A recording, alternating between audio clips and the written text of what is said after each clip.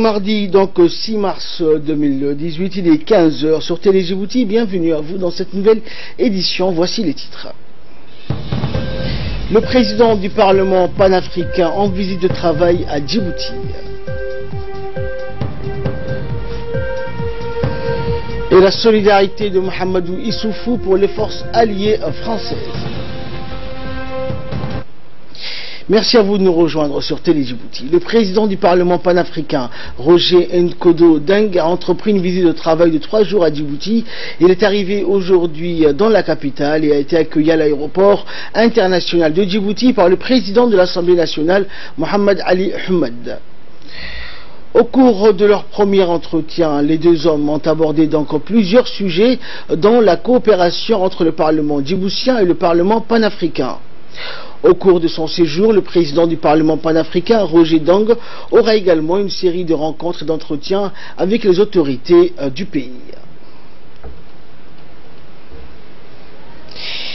Le ministre de la Santé, Dr Jamal El-Mouki, a indiqué aujourd'hui qu'une mission médicale composée d'une vingtaine de chirurgiens turcs va séjourner à Djibouti du 9 au 18 mars prochain. À cet effet, donc, tous ceux qui désirent bénéficier des prestations chirurgicales offertes par cette mission médicale turque doivent se faire connaître. Ces opérations vont se dérouler dans le cadre de la coopération bilatérale existant entre les deux pays et les départements de la santé plus spécifiquement. Écoutons pour plus de précisions le ministre de la Santé.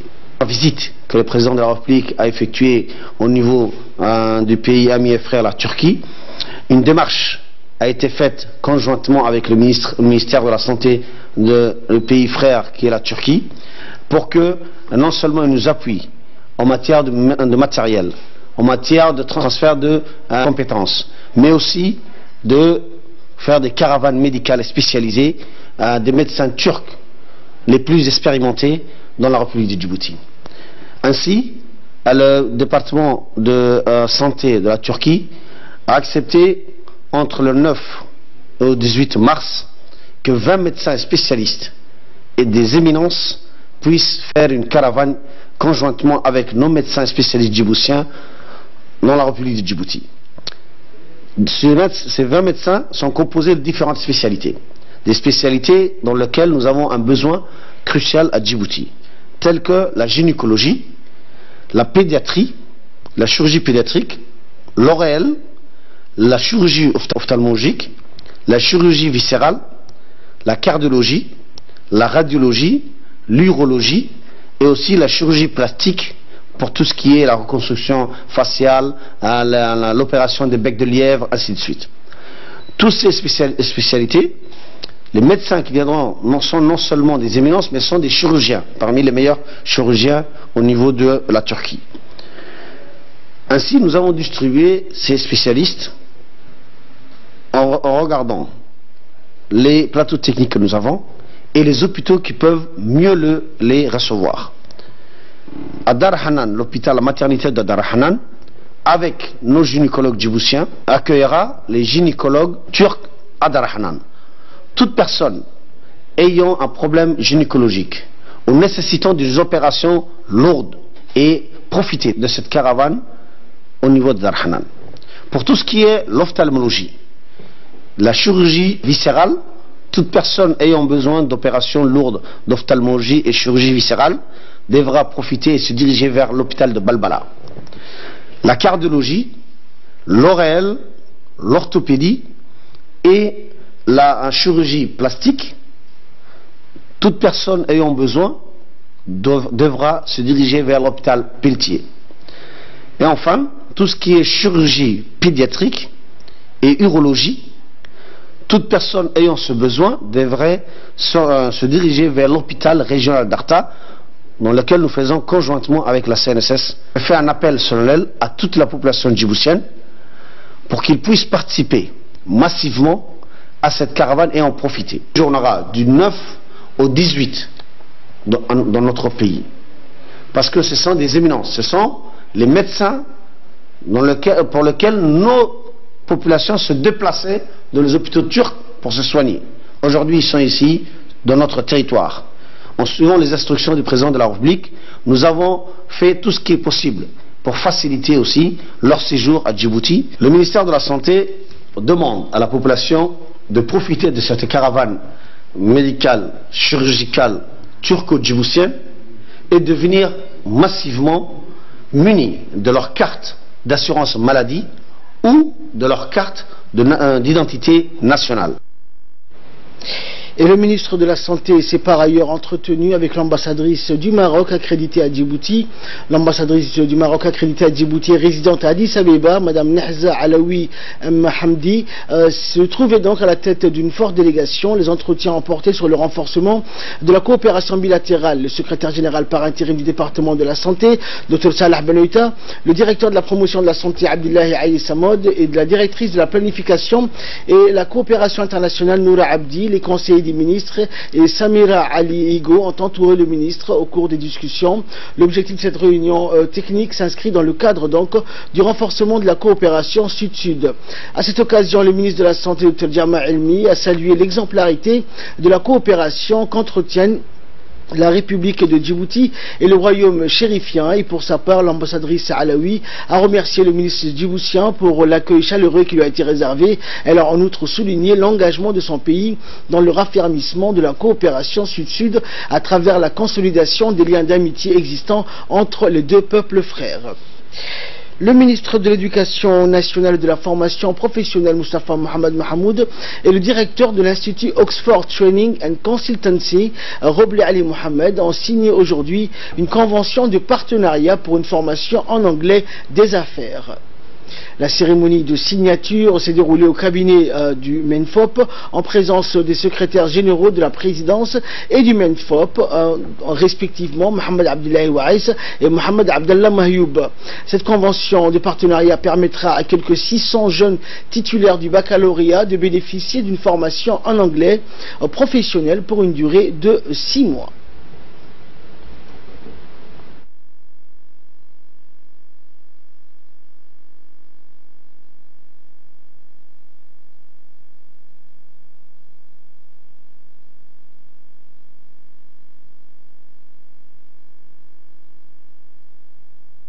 Le ministre a procédé ce matin à la signature d'une convention avec l'Institut Oxford pour la formation en anglais professionnel de 600 jeunes. Donc c'est un programme qui va concerner les jeunes bacheliers et plus, donc jusqu'à licence, master, etc. C'est un programme initié par le président de la République, donc par ailleurs on profite de l'occasion pour le remercier. C'est un programme qui permettra de faciliter, d'améliorer l'employabilité de nos jeunes diplômés. Donc c'est un programme également qui permettra à ce jeune de se débrouiller en anglais pour essayer d'obtenir, pour avoir un emploi.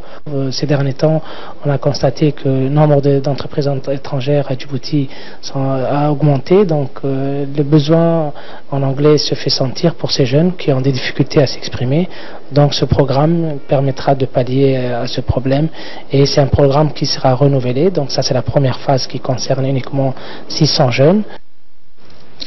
Aux nouvelles nationales, toujours, des médiateurs et cadres de plusieurs pays africains, dont le Burundi, l'Égypte, la Libye, la Mauritanie, le Maroc, la Somalie, le Soudan, la Tanzanie et la Tunisie se sont retrouvés au Sheraton Hotel pour un séminaire de réflexion sur leur rôle.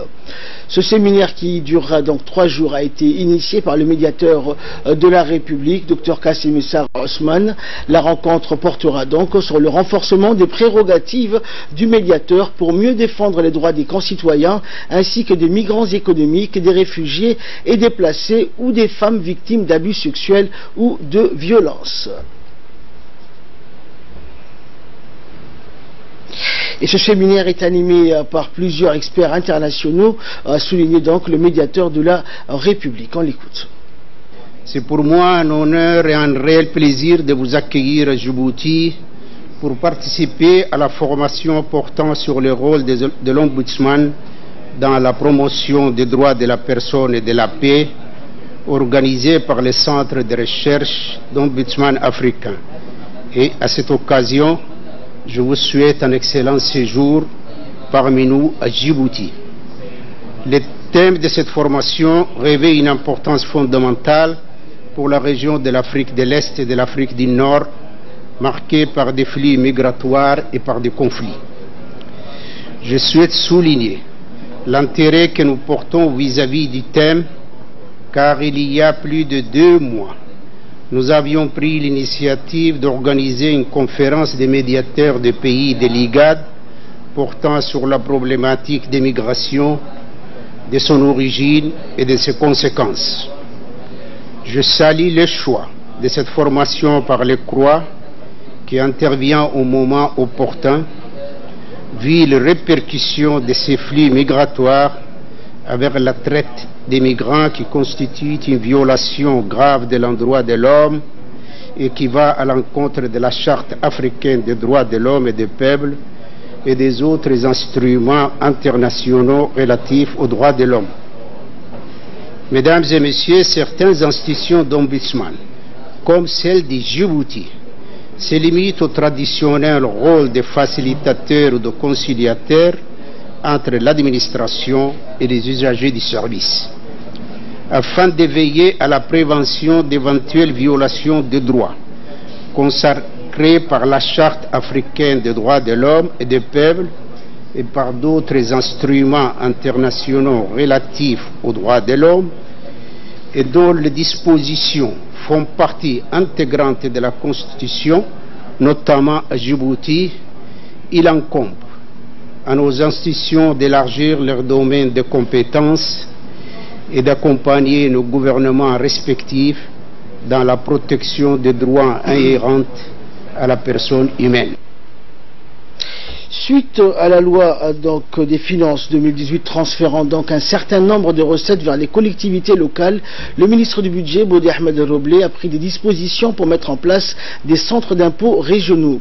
Les différents responsables ont été désignés et ce matin, une délégation du ministère du budget conduite par le secrétaire général Simon Mibratou, le directeur des impôts Saïd Guélé et d'autres responsables, c'est donc très tôt ce matin qu'ils se sont dirigés vers la région d'Ali Sabié pour procéder à l'installation officielle du chef de centre des impôts dans la région. La délégation a eu une première rencontre avec les responsables du conseil régional en présence du président Omar Ahmed Ouaïs, puis se sont dirigés vers le bâtiment de la trésorerie pour installer officiellement le chef de centre d'impôts en présence du trésorier payeur régional. L'installation du chef de centre des impôts à Ali Sabié permettra de lancer officiellement la collecte des impôts locaux. Et par la suite, le secrétaire général du ministère du budget, Simon Mibratou, nous a donné plus de précisions concernant donc l'installation du chef de centre officiellement des impôts dans la région d'Ali Sabié. On l'écoute. L'installation du chef du centre régional d'Ali Sabié, M. Mahdi. La trésorerie régionale a été inaugurée en 2013. Février 2013, aujourd'hui on est en mars 2018 pour mettre en place, en application, la fiscalité locale. La fiscalité locale à travers la mise en place de ce centre régional des impôts, ça veut dire que toutes l'imposition des différentes patentes, l'impôt foncier seront gérées au niveau de la région. Et les recettes également seront gérées par la région sous la supervision du président du conseil régional. C'est un grand pas qui est fait dans la fiscalité locale. On passe des textes à l'action et Inch'Allah, ça va également susciter beaucoup d'activités économiques et encourager le développement de l'activité économique et les retombées de la croissance sur Ali Sabié, Inch'Allah. Et nous comptons faire dans la même tournée, dans la même semaine, l'installation des centres des impôts à Deril, Tajoura, Obok et Arta. Aujourd'hui, nous pouvons dire que la fiscalité locale a pris un pas concret et nous comptons continuer pour l'améliorer davantage. L'exposition vente égyptienne est ouverte maintenant depuis 5 jours à la place de la corniche de la ville de Djibouti. C'est la deuxième fois que les Égyptiens se donnent donc à ce genre d'exposition. Les produits de marque égyptienne, pakistanaise et yéménite. Plusieurs produits donc seront présentés dans l'exposition, à savoir des fauteuils, des canapés, des tapis, des montres et horloges, des accessoires, parfums, ustensiles de cuisine, téléviseurs. Et donc l'Égypte, la pyramide, le pharaon seront également présentés en miniature. Enfin, un restaurant qui présentera présentera plusieurs menus pour faire connaître au grand public la gastronomie égyptienne et arabe en général. La différence est que cette année, les produits sont présentés en quantité et restent beaucoup moins chers concernant son prix de vente. Le directeur de la foire égyptienne s'est dit donc fier d'être à Djibouti afin de permettre l'acquisition des produits égyptiens, et il s'est réjoui également de la participation de plusieurs clients qui étaient au rendez-vous et conviait donc pour le reste à profiter davantage de cette occasion pour s'acquérir donc des produits de qualité à des prix très abordables. Et enfin, pour clore l'actualité nationale, ce dernier temps constate un intérêt particulier donc du public pour les locaux de la radio-télévision de Djibouti. Après la visite hier des épouses des militaires français stationnés à Djibouti, la radio-télévision de Djibouti a accueilli ce matin donc la visite des élèves de première année de l'école ILES située au quartier 7. Accompagné des enseignantes, le groupe de visiteurs composé d'une 50aine d'élèves a été donc accueilli par les responsables de l'administration dont M. Yonis Mustafa Idriss. Après l'accueil au grand portail, Yonis donc a dirigé le groupe d'élèves et leurs enseignantes vers les studios TNT où ils ont écouté des chansons et regardé des dessins animés. Ils ont repris également en chœur les chansons diffusées en l'honneur de leur visite. Les élèves étaient émerveillés par la multitude d'écrans de la régie numérique où sont diffusés les programmes sur les différentes chaînes de la RTD. Et par la suite, les élèves donc ont poursuivi leur visite vers les bâtiments administratifs pour une séance de photos, puis se sont rendus dans la partie radio constituée aussi de plusieurs chaînes. Et de là, nous passons à l'actualité internationale avec Asma Aboubakar. Bonjour Asma. Donc la solidarité de Mohamedou Issoufou Asma pour les forces alliées françaises. Oui, les présidents nigérians et togolais à Ouagadougou pour exprimer leur soutien 3 jours après la double attaque terroriste de Ouagadougou. Le président du Togo et du Niger ont rendu une brève visite à leur homologue burkinabé. Le président du Niger, Mamadou Issoufou, occupe aujourd'hui la présidence en exercice du G5 Sahel, l'alliance de 5 pays qui luttent contre le terrorisme sur la zone. À ce titre, Mamadou Issoufou a exprimé un soutien particulier à la France dont l'ambassade à Ouagadougou a été attaquée. Et le Burkina Faso est la cible Ahmad des djihadistes depuis 2015, mais jamais jusqu'à ici, Ouagadougou n'avait été frappé par une attaque d'une telle ampleur. Et enfin, à ce moment en Italie, l'extrême droite et populiste se disputent le pouvoir. Le mouvement 5 étoiles et la Ligue revendiquent chacun le pouvoir, mais faute de majorité claire au Parlement, le pays est plongé dans l'incertitude. On ignore qui va gouverner. L'ancien chef du gouvernement italien, Matteo Renzi, quitte la direction du Parti démocrate après sa défaite. L'Italie est plongée dans l'incertitude au lendemain des élections législatives. Faute de majorité claire au Parlement, le pays n'est pas prêt de savoir qui gouvernera. À noter la percée historique du mouvement 5 étoiles, dirigé par Luigi Di Maio, qui devient le premier parti du pays avec un score de 32,6% après une campagne dirigée contre la corruption et la caste politique italienne, alors que le mouvement 5 étoiles a toujours refusé toute alliance. Il s'est dit prêt à discuter avec toutes les forces politiques sur les thèmes de son programme, donc pauvreté et gaspillage, immigration et sécurité, emploi et développement. Merci Asma et merci également à vous de nous avoir suivis. C'est la fin de ce journal. Excellent après-midi sur Télé Djibouti.